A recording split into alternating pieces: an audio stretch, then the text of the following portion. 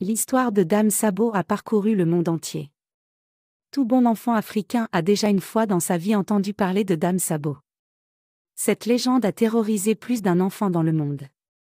En Côte d'Ivoire, on entendait dire que Dame Sabot avait apparu dans les toilettes de certains établissements.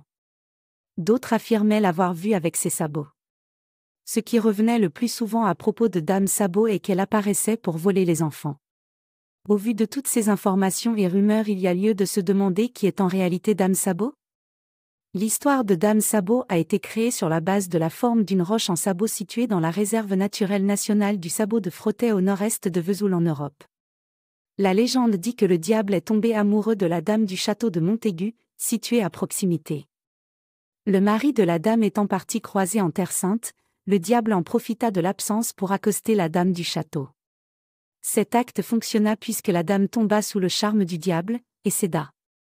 Cependant, l'époux rentra opportunément, aussitôt le diable s'enfuit et sauta par la fenêtre.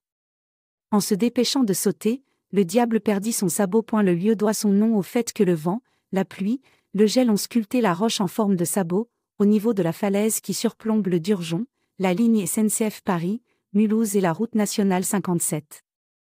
Le site, qui culmine à 342 mètres, offre une vue superbe sur Vesoul et la Motte. Une légende dit que le rocher en forme de sabot est un sabot que le diable perdit. En Amérique, Dame Sabot est appelée la femme biche ou la dame biche.